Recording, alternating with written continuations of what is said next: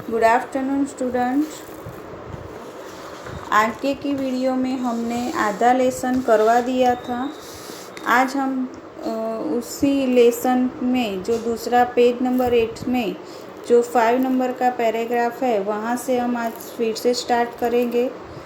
तो आइए हम स्टार्ट करते हैं। दोस्त का पर्दाफाश करना बुरी बात नहीं है।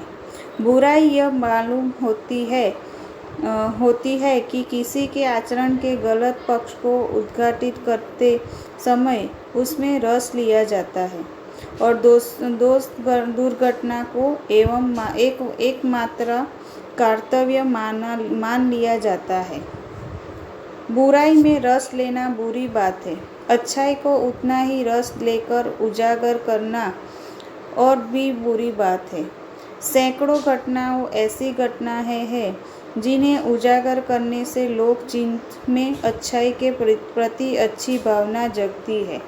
यानी कि इसमें क्या कहा है कि दोस्त जिसके अंदर दोस्त दिखते हैं तो दोस्त को हम क्या करते हैं, उसका पर्दाफाश नहीं करते हैं पर उसको ऐसे ही रहने देते, उस पर पर्दा ढक देते हैं और उसको दोस्त की घटना को पर्दाफाश करना बुरी बात लगती है।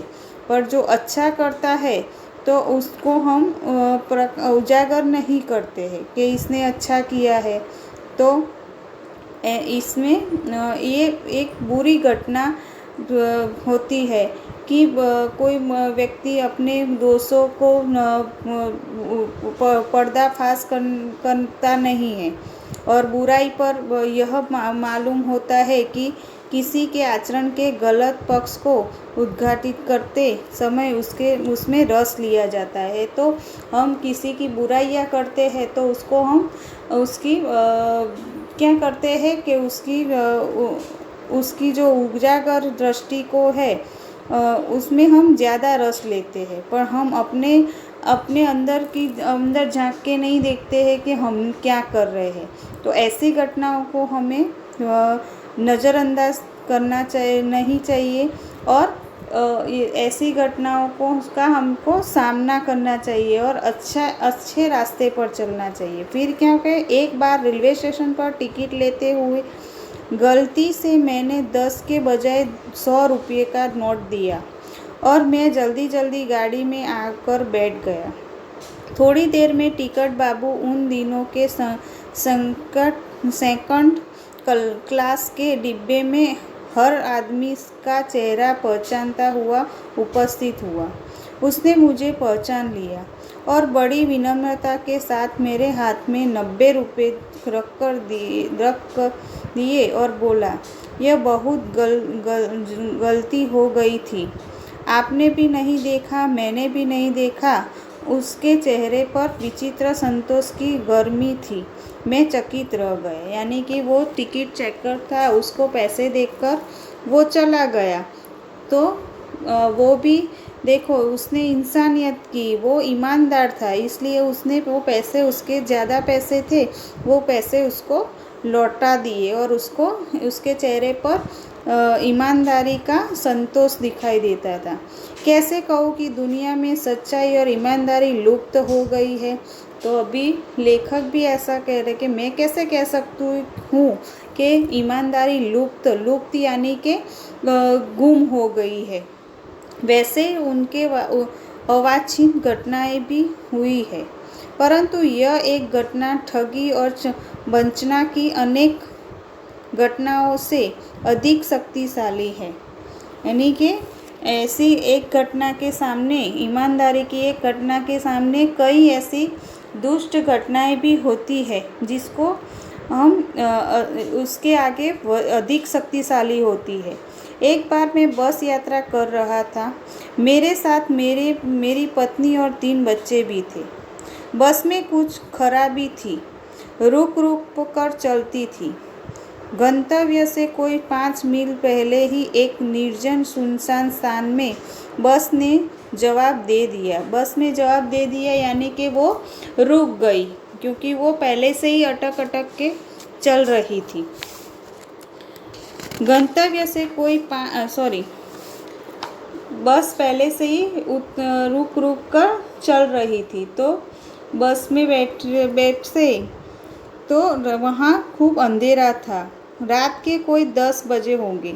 बस में यात्री घबरा गए। कंडक्टर ऊपर गया और एक साइकिल लेकर चलता बना।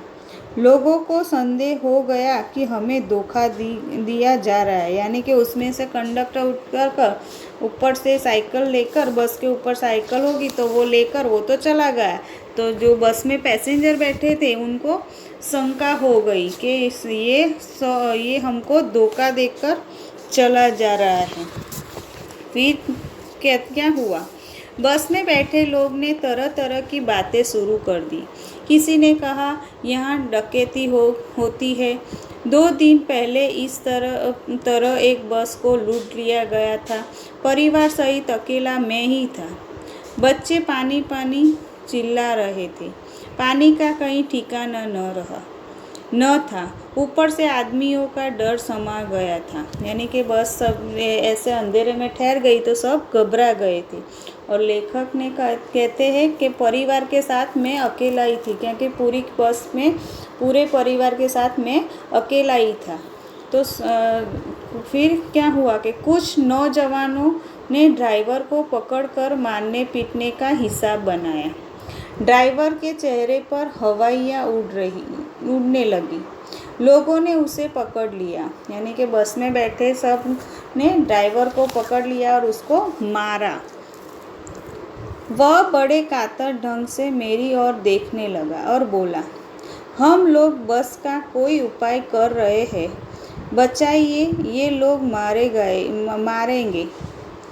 यानी कि बस ड्राइवर ने लेखक को कहा कि मुझे बचा लो, मैं बस की जो व्यवस्था कर रहा हूँ। डर तो मेरे मन में भी था, पर उसकी कातर मुद्रा देखकर मैंने यात्रियों को समझाया कि मारना ठीक नहीं है, परंतु यात्री इतने घबरा गए कि वे मेरी बात सुनने को तैयार नहीं। यात्रियों को समझाया कि मारना ठीक नहीं है। कहने लगे, इसकी बातों में मत आइए, धोखा दे रहा है। कंडक्टर तो पहले ही डाकुओं के यहाँ भेज दिया गया।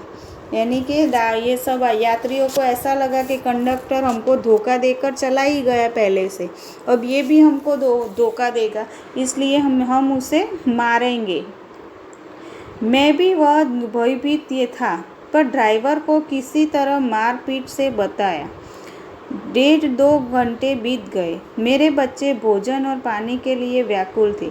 मेरी और मेरी पत्नी की हालत बुरी थी।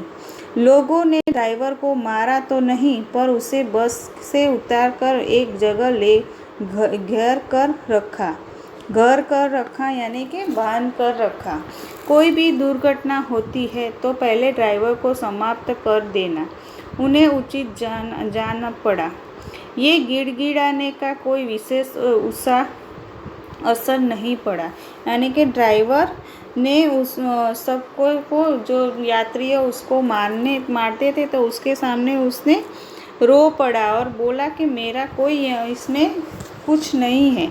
फिर भी यात्रियाँ घबराने के कारण उसको कुछ भी नहीं हुआ। इसी समय क्या देखता हूँ कि एक खाली बस चली आ रही है और उस पर हमारा बस कंडक्टर भी बैठा हुआ है। उसने आते ही कहा, उड्डे से नई बस लाया हो। उड्डे से यानी कि अड्डे, बस अड्डा होता है ना, उसमें से नई बस लाया हो, इस पर बैठिए। वह बस चलाने लायक नहीं है। फिर मेरे पास एक लोटे में पानी और थोड़ा दूध लेकर आया और बोला, पंडित जी, बच्चों का रोना मुझसे देखा नहीं गया, वही दूध मिल गया, थोड़ा लेता आया। यात्रियों ने मैं फिर जाना आई, यानी कि यात्रियों फिर जान आई यात्रियों में। सबने उससे धन्यवाद दिया, ड्राइवर से माफ़ी मांगी और 12 बजे से पहले ही सब लोग बस अड्डे पहुंच गए। कैसे कहूँ कि मनुष्यता एकदम समाप्त हो गई। कैसे कहूँ कि लोगों में दया माया रह ही नहीं गई। जीवन में न जाने कितनी ऐसी घटनाएं हुई है जिन्हें मैं भूल नहीं सकता। ठगा भी गया हूँ, धोखा भी खाया है, परंतु बहुत कम स्थलों पर विश्वासघात नाम की चीज़ मिली है। केवल उन्हीं बातों का हिसाब रखो जिसमें धोखा खाया है, तो जीवन कष्टकर हो जाएगा। परंतु ऐसी घटनाओं भी बहुत कम नहीं है जब लोग ने अकारण सहायता की है, निराश मन को ढाढ़स दिया है, यानी कि निराश मन को सहारा दिया है और हिम्मत बंधाई है। कविवर रविंद्रनाथ ठाकुर ने अपने एक प्रार्थना गीत में भगवान से प्रार्थना की थी कि संसार में केवल नुकसान ही उठाना पड़े, धोखा ही खाना पड़े, तो ऐसे अवसरों पर भी है प्रभु मुझे ऐसी शक्ति दो कि मैं तुम्हारे ऊपर संदेह न करूं। मनुष्य की बनाई विद्या गलत नतीजे तक पहुंच रही है तो इन्हें बदलना होगा। वस्तु आए दिन नई बदला ही जा रहा है, लेकिन अब भी आशा की ज्योत बुझाई नहीं है। महान भारतवर्ष को पाने की संभावना बनी हुई है, बनी रहेगी। मेरे मन निराश होने की ज़रूरत नहीं है। यानी कि लेखक यहाँ कहते हैं कि मेरे मन तुझे निराश होने की ज़रूरत नहीं है। तो यहाँ लेखक कहते हैं कि मैं एक ऐसे बस स्टॉप पे गया था तो मेरे साथ ये घटना घटी, तो सबने पहले कंडक्टर को दोषी ठहराया, फिर ड्राइवर को मारा। तो ऐसे में कंडक्टर हमारे लिए बस लेने के लिए गया था और हम क्या समझ बैठे कि वो हमसे धोखा कर वहाँ से भाग गया और कंडक्टर बचा है तो उसको मारो, उसको छोड़ो मत, वरना हम यहाँ फंस जाएंगे। यह यात्रियों को ऐसा लगा तो सबने यात्रियों को भी मारा। सब यात्रियों ने ड्राइवर को भी मारा। तो फिर यहाँ ऐसा लेखक कहते हैं कि ऐसा भी नहीं है कि ठगाई नहीं चल रही है, लूटपाट भी नहीं, सब कुछ चल रहा है, पर कहीं कुछ ऐसी ईमानदारी भी है और सत्य घटना भी है कि लोग एक भी दूसरे को प्रेम भाव या अपने मानवता के हित से भी वो लोग अपने एक दूसरे को मदद करते हैं, एक दूसरे की हिफाजत करते हैं। तो यह भारत में ऐसा भी नहीं है कि कई घटनाएं घटती है कि बुराई की घटनाएं हैं, कहीं धोखा भी होता है, कहीं विश्वासघात भी होता है। तो ऐसी घटनाओं में भी हमें ऐसा नहीं सोचना चाहिए कि हमारा देश बहुत बुरे राह पर चल रहा है। यहाँ एक लेखक ने कहा कि बस कंडक्टर साइकिल लेकर चला गया, बस यात्री ड्राइवर पर अपना गुस्सा निकाल लगे, वे उसे मारने के लिए तैयार हो गए, लेकिन लेखक ने किसी तरह समझा बुझाकर उन्हें रोका। इतने में बस कंडक्टर नई बस लेकर आया। वह लेखक की भूखे बच्चे के लिए पानी और दूध भी लेकर आया। ऐसी अनेक घटनाएं जिसमें लगता है कि हमें निराश होने की ज़रूरत नहीं है। यानी कि ऐसी घटनाओं में कोई ऐसी घटना में हम फंस जाए अथवा हमारे साथ ऐसी कोई घटना बुरी घटे तो हमें निराश नहीं होना चाहिए। लेखक ऐसा कहते हैं कि हमें हमेशा पॉजिटिव थिंकिंग रखनी चाहिए कि चलो भाई ये हमारे साथ ये घटना घटी तो इस लेसन में हमको ईमानदारी, भ्रष्टाचार, ठगेपी ऐसे कई प्रश्न के बारे में हमको बताया गया है। और इस लेसन में लेखक ने हमें बहुत सीधे से सिखाया है कि देश में आज धर्म, निष्ठा, कृषि, उद्योग, वाणिज्य, शिक्षा आदि क्षेत्रों में विकास होना चाहिए, परंतु जिन लोगों पर इनके विकास की जिम्मेदारी है वे लक्ष्य को भूल गए हैं, वे देश हित को भूल गए हैं कर अपनी सुख सुविधा जुटाने में लगे हुए, वे भारत के पुराने आदर्श को भूल गए हैं। तो लेखक हमें यहाँ यह कहते हैं कि देश के अंदर भ्रष्टाचार को दूर करना चाहिए और जो सत्ता पे बैठे हैं वो ईमानदारी से अपना कर्तव्य निभाए और जनता को सुखी करे, नहीं सिर्फ अपने घर ही भरे धन से। अपने जो जनता का धन है वो अपने घर में नहीं भरे, ऐसा कहते हैं कवि यहाँ पे। तो इस लेसन के शब्दार्थ आपको PDF में मिल जाएंगे और यहाँ भी आपको वर्कबुक में भी मिलेंगे और वर्कबुक में भी दिखाई देंगे। और मुहावरे के अर्थ दोनों आपको 2 टाइम लिखने हैं। कितने टाइम लिखने हैं? 2 टाइम। तो ये आपको देखकर, अच्छी तरह देखकर लिखना है। पाठ को पहले पूरी तरह समझना है और उसके बाद पहले लेखक परिचय लिखना है और उसके बाद शब्दार्थ और उसके बाद मुहावरे के अर्थ और उसके बाद क्वेश्चन आंसर। वर्कबुक की PDF जो मिलेगी, यानी कि एक PDF में पूरे सब आपको फ़ोटोज़ मिल जाएंगे। वर्कबुक की PDF भी उसमें ही है, तो उसमें से क्वेश्चन आंसर देखकर आपको फेयर नोटबुक में लिखना है ना। Okay, bye.